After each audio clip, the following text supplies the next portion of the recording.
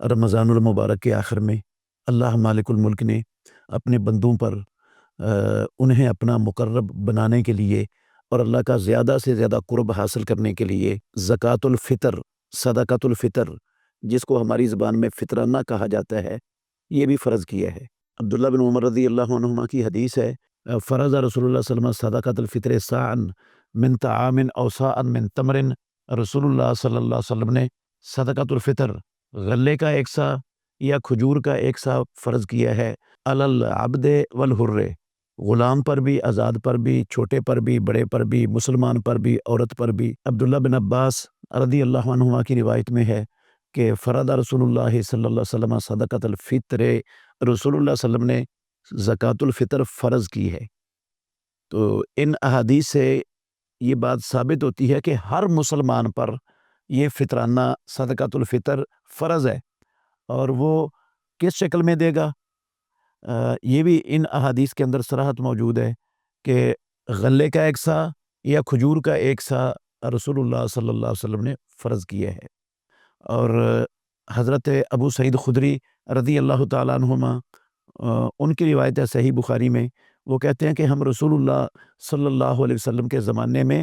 غلے کا ایک سا نکالا کرتے تھے، یا کھجور کا ایک سا نکالا کرتے تھے، یا جو کا ایک سا نکالا کرتے تھے، یا پنیر کا ایک سا نکالا کرتے تھے، یا منقے کا ایک سا نکالا کرتے تھے۔ تمام اہل علم اس بات پر متفق ہیں کہ جب رسول مکرم صلی اللہ علیہ وسلم نے غلے کی شکل میں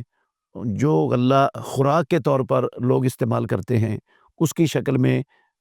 فطرانہ فرض کیا ہے، تو اس کو اسی شکل میں ادا کرنا چاہیے، اور صحابہ رضوان اللہ علیہ مجمعین اسی شکل میں ادا کرتے تھے۔ پیسے رسول اللہ صلی اللہ علیہ وسلم کی زندگی میں بھی درہموں اور دیناروں کی شکل میں موجود تھے۔ رسول اللہ صلی اللہ علیہ وسلم نے اپنی زندگی میں کسی ایک سال بھی پیسوں میں صدقۃ الفطر نہ مقرر کیا، اور نہ ہی صحابہ رضوان اللہ علیہ مجمعین میں سے کسی نے پیسوں کی شکل میں فطرانہ ادا کیا۔ سعودی عرب کے اکثر بڑے بڑے علماء، ان کا فتویٰ ہے کہ اگر کوئی صدقۃ الفطر پیسوں کی شکل میں دیتا ہے تو اس کا صدقۃ الفطر ادا ہی نہیں ہوتا،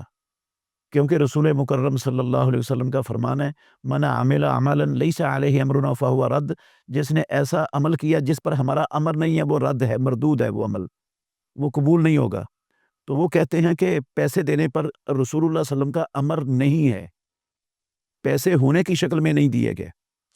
تو یہ کیوں فرض کیا کیوں ہے؟ یہ بھی عبداللہ بن عباس رضی اللہ عنہ کی حدیث میں ہے، طہرۃ للصائم من اللغو والرفث، روزے دار جو بیہودہ باتیں یا لا یعنی باتیں اس سے ہو جاتی ہیں، کوئی کام ہو جاتے ہیں،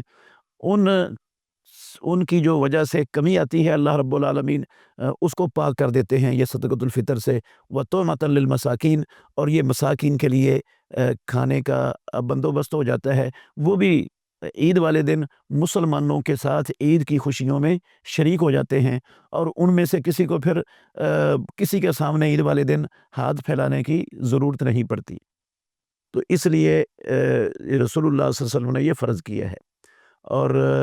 ایک سا غلے کا، اس کا جو تحقیقی وزن سعودی عرب کے کئی علماء نے اور پاکستان کے بھی کئی علماء نے نکالا ہے، جو ٹوپا رسول اللہ صلی اللہ علیہ وسلم کے زمانے میں چلتا تھا، وہ تقریباً 2 کلو 100 یا 200 گرام، 2 کلو 200 گرام کے حساب سے تقریباً وہ بن جاتا ہے۔ تو 2 کلو 200 گرام فی کس کے حساب سے آپ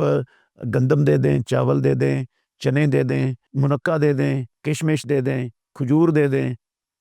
اگر آپ چینی دینا چاہتے ہیں وہ دے دیں، آپ